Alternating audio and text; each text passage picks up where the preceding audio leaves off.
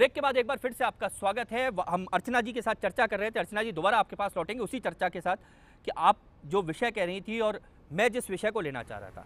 बिल्कुल, मैं आप ही के विषय को आगे बढ़ाने का काम कर रही हूँ कि इन्होंने एक प्रशिक्षण शिविर आयोजित किया 5 सितारा होटल में। क्या प्रशिक्षण लेकर आए, उसके तुरंत बाद आयोजित होने वाली किसानों के हित में चर्चा होने वाली बैठक से सारे के सारे विधायक गायब, और उस बैठक के माध्यम से दिशा निर्देश मिलते उन अधिकारियों को कैसे क्रियान्वयन होना है, किसानों के हित में बीज कब पहुंचेगा, पानी कैसे पहुंचेगा, वो जो मौतें हुई उसका मुआवजा कैसे होगा, कैसे आपदा के समय से जो मुआवजा आया हुआ था वो अभी तक पेंडिंग है। ये तो इनकी गंभीरता है। ये बात बड़ी बड़ी करते हैं कि साहब इन्होंने चलने नहीं। मैं कहती हूँ मुख्यमंत्री यदि सदन के पटल पर ये कह देती कि नहीं, मेरा ललित गेट से कोई लेना देना नहीं है, बिल्कुल। मेरा माइनिंग घोटाले से कोई लेना देना। मैं चाह रहा था वो बात आ गई। पंशील जी आपके पास मुझे बताइए, मुख्यमंत्री क्यों भागी, क्यों नहीं बोली, और प्रधानमंत्री को क्यों संसद के पटल के इतर जाके बिहार की चुनावी सभा से मुख्यमंत्री को क्लीन चिट देनी पड़ती है। यही देश मुझे जो लग रहा है, ये जब कोलगेट पे चर्चा कर रहे थे, ये जब कोलगेट पे बाधित कर रहे थे तो चाहते थे कि प्रधानमंत्री पे निशाना साधा जाए। आप ललित गेट क्यों बाधित कर रहे हैं? क्योंकि व्यक्ति पे निशाना साधा। नहीं, व्यक्तिवाद, प्रधानमंत्री भी व्यक्ति थे। इस चीज की गंभीरता को समझिए। ललित गेट एक ऐसा कांड है जिसने अंतर्राष्ट्रीय पटल पर शर्मसार किया, और ये कह रहे हैं साहब सुषमा स्वराज जी अपने वक्तव्य देने को तैयार थी। कब देने को तैयार थी? जब पूरी तरह से बाधित हो गया संसद, किसी प्रकार की कोई कार्रवाई वहां नहीं हो रही थी, लेकिन प्रधानमंत्री नहीं आए ना। अकाउंटेबिलिटी प्रधानमंत्री की थी। प्रधानमंत्री क्यों जाके विदेशों में बोलते हैं, विदेशों में क्यों क्लीन चिट देते हैं, संसद को क्यों नहीं फेस करना चाहते? बड़ा प्रश्न है, भारत की जनता जानना चाहती है। प्रचंड बहुमत का तात्पर्य ये नहीं है कि आप जिसे नगण्य संख्या कहते हो, वो जनता की आवाज को दबाते हो, पंशील जी उसका कत्ल करना चाहते हो। ये सब हंगामे ना सत्ता चाहती है ना विपक्ष चाहता है। जनता का सामना तो करना है, जनता के बीच में जाना है, जनता के विषयों को लेकर जाना है। हंगामे की भेंट चढ़ा दीजिए, एक पूरा सत्र चढ़ जाएगा, चर्चा की जरूरत नहीं है। जनता के बीच में जाके कहिएगा। ये कह रही है कि बीजेपी नहीं झुकना चाहती, बीजेपी कह रहे हैं कांग्रेस वाले हंगामा करते हैं। जो हंगामे हो रहे हैं, जो अशोभनीय व्यवहार जो विधानसभाओं में हो रहा है, मुझे इसमें आश्चर्य नहीं है। ये तो होगा, क्योंकि हमारी समस्या ये है कि हम बबूल के पेड़ बोते हैं और हम चाहते हैं इसमें आम लगें, जो कभी लगने वाले नहीं हैं। देखिए, हमारे देश की जनता व्यक्ति को वोट नहीं देती है। वो या तो पार्टी को देती है, या फिर जाति को देती है, या अपने धर्म के लोगों को देती है। व्यक्ति को वोट नहीं देती है।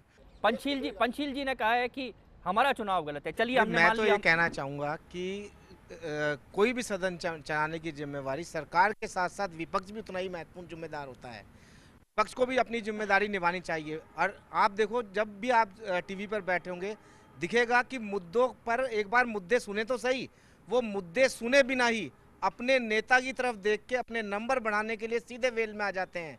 ये कोई उचित व्यवहार थोड़ी ना है। सुशील जी बहुत देर से हाथ खड़ा कर रहे थे। मेरा ऐसा होता है कि जब विधानसभा चलती है या लोकसभा चलती है, उससे पहले इन पार्टियों की एक मीटिंग होती है, इनके सांसदों की, विधायकों की एक मीटिंग है। हमारे निगम में भी होती है, दोनों पार्टियां अपने भी मीटिंग करती है, और पहले दिन ही ये तय हो जाता है कल करना क्या है। और ये तय होता है वहाँ कि अपने नेता ने जो कहा है उसके कहना मानना है हमें। चाहे वहाँ कानून वानून सारा गया, जनता गई, तो उन्हें क्या पढ़ा के भेजा था हमने तेरे को, और तू वहाँ कुछ किया नहीं तूने।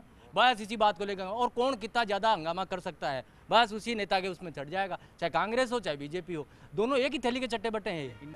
आज जब भी कहीं ऐसी बातें आती है तो हम ही लोग, जब चुनाव का टाइम आता है तो कहीं इन चीज़ों से भटक जाते हैं। आज जब चुनाव होता है, सारा जो है जनता के हाथ में है, लोकतंत्र है। हमारे सामने होता है वो प्रत्याशी कि जो ज़मीन एक कार्यकर्ता होता है, वो ज़मीन पे ही बेचारा ख़त्म हो जाता है, और नए लोग अपने संपर्कों से आते हैं, ऊंचे ऊंचे पद हासिल कर लेते हैं, टिकट हासिल कर लेते हैं, जीत जाते हैं। अब जो इस तरीके से जोड़ तोड़ करके सदन में या विधानसभा में पहुंचेगा, उससे क्या उम्मीद कर सकते हैं? मैं एक सवाल जो मेरा है कि जो अभी सुशील जी ने कहा, बहुत महत्वपूर्ण सवाल है कि राजनीतिक दल आपस में बैठते हैं और तय किया जाता है कि आखिर सदन में करना क्या है। तो अब ऐसा नहीं लगता कि सदन व्यक्तिवादी होते जा रहे हैं, कि हमको किसकी नज़रों में अपने नंबर बढ़ाने हैं, जिसने वोट देकर चुना उस जनता को पीछे कर हमको सिर्फ नंबर बढ़ाने हैं।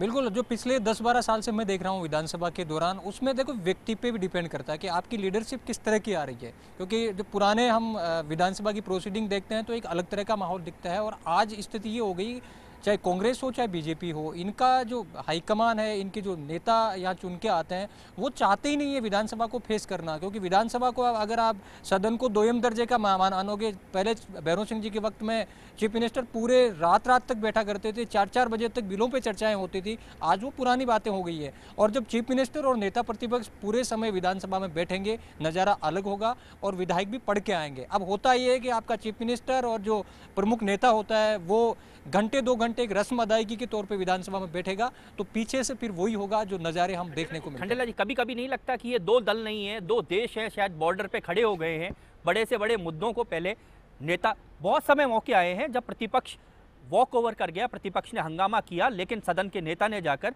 बात की और सदन को चलने दिया। वो जमाना था जब दल में जो है प्रतिनिधियों की बात सुनी जाती थी, गुनी जाती थी, समझी जाती थी और उनको समझाया जाता था। और अब हुक्म दिया जाता है और ये कहा जाता है आपने इनको मुख्यमंत्री क्यों कह दिया, आपने राजा या रानी क्यों नहीं कहा। जो जहाँ पे इतनी ज़्यादा सामने, दूसरी बात मैं कह रहा हूँ, अर्चना जी अभी कह रही थी, लेकिन अशोक जी गहलोत को क्या हो जाता है कि विधानसभा में सांप सूंघ जाता है और बाहर मीडिया के सामने वो धीरे धीरे करके अपनी बात कहते हैं और उसके बाद वो प्रचारित होना चाहते हैं। सवाल यार विधानसभा है किस लिए।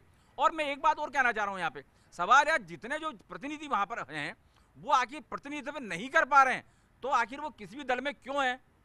और जो सबसे महत्वपूर्ण बात यह है वो ये है कि जहाँ राष्ट्रीय स्तर के ऊपर अगर एक आदमी महत्वपूर्ण हो जाएगा तो दल का कोई मतलब नहीं। चाहे कांग्रेस की बात हो कि साहब राहुल गांधी बाहर चले गए, अरे चले गए तो क्या होगा, आप तो यहीं पर हो। राजेंद्र, ईमानदारी से कभी कभी नहीं स्वीकारना चाहिए हम सबको। एक ईमानदारी भरा सवाल कि जो अब नेतृत्व जिनके हाथों में जाता जा रहा है, कहीं ना कहीं वो एक व्यवस्था पर पुनर्विचार की जरूरत है राजनीतिक दलों को अपने अंदर, कि हम जिन लोगों को व्यवस्थाओं में भेज रहे हैं, क्या वो लोग काबिल भी हैं।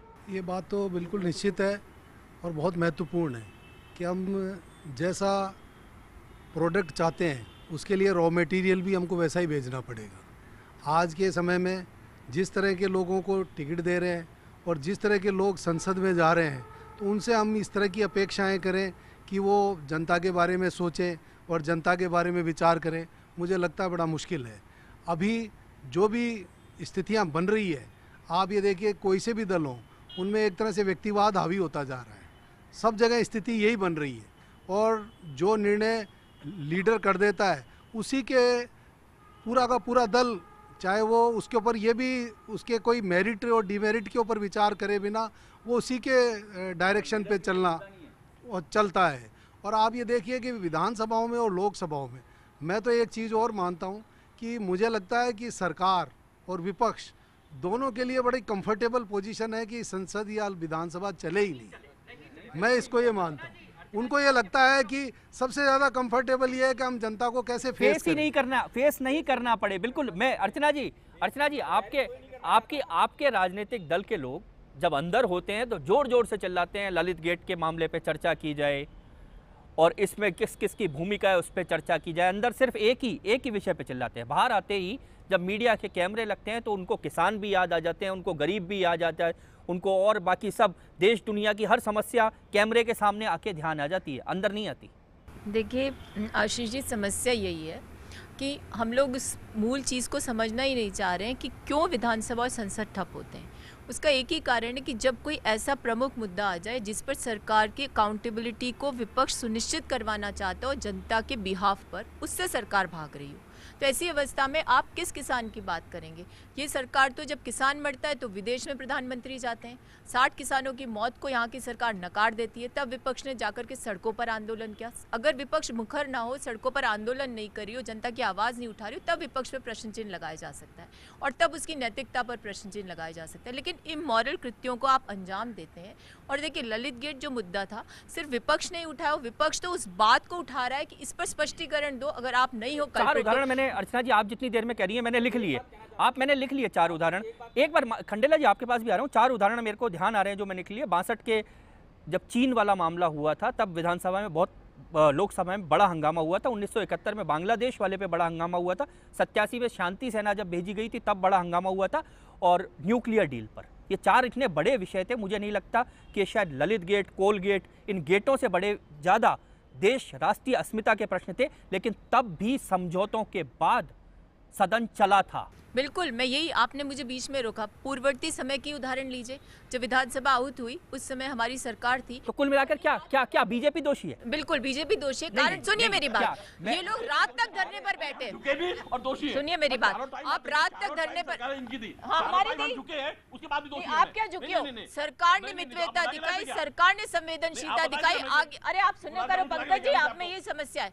मैं यही आपको बता रही हूँ कि जब पिछली बार ये धरने पे बैठे, पूरी रात्रि धरना देना चाहते थे, स्वयं मुख्यमंत्री अशोक गहलोत इनके पास गए और जाकर के इनसे वार्ता की और उसको संवाद के माध्यम से समाधान निकाला। और जो आपने उदाहरण दिया उसमें भी कांग्रेस का ही बड़प्पन था कि विपक्ष को अपने साथ लेकर के समाधान निकालने को तत्पर थी। आपने कोलगेट की बात आपके बड़प्पन का क्या हुआ था? कैग की रिपोर्ट थी, कैग की रिपोर्ट ने किसी को दोषी नहीं बताया था। उसने कहा था यदि आवंटन के स्थान पर नीलामी होती तो इसमें इतना फायदा होता। इसको इन्होंने मुद्दा बनाया। लेकिन मेरी बात सुनिए आशीष जी, लोकसभा का कार्यकाल आपका बता रहा हूँ, मेरी बात सुनो, 65% लोकसभा नहीं चली थी, 60%। नहीं दे रहे क्या? अरे उन्होंने क्या कहा? आप लोग क्या कहते हो वो तो बताओ। स्वतंत्र एजेंसी को जिस तरीके नहीं कोई कुछ नहीं कहा, कुछ नहीं कहा। अरे आप जिन एजेंसीज की आज बात कर रहे हो उनको तो गौण कर दिया। जनता के हथियार जितने उनके ऊपर तो नियुक्तियां नहीं करते हो। आपने सारी ट्रांसपेरेंसी को ध्वस्त कर दिया। आपका एक ही उद्देश्य है, विदेशों में जाओ, अपनी टीआरपी बढ़ाओ और पता नहीं क्या अंतर्राष्ट्रीय चुनाव लड़ना है, क्या मेरी समझ से परे हो रहा है। और विदेश मंत्री की स्थिति देखिए, गुलदस्ता लेके एयरपोर्ट पे खड़ी रहती है। कौन सी नीति पे काम कर रहे हो? वो जो कह रहे हैं ना, एकाधिकार की राजनीति, व्यक्तिवादी राजनीति, पर्सनलाइज पॉलिटिक्स हावी है और उसी का नतीजा है कि दिनों दिन लोकतंत्र की गरिमा का हनन करने के लिए भारतीय जनता पार्टी जिम्मेदार होती जा रही है। पूनम चंद जी कुछ कहना चाह रहे थे। भंडारी साहब, व्यक्तिवाद की राजनीति सिर्फ इनके दल में, क्या इनके दल में ये तस्वीर नहीं है? अभी ये बीजेपी और कांग्रेस दोनों देखिए आप, दिल्ली आपकी बात सुनूंगा, लेकिन एक समय का अभाव, तो ब्रेक एक ले लेते हैं। ब्रेक के बाद आते हैं, भंडारी साहब की बात हम सुनते हैं। फिलहाल लेते हैं एक ब्रेक।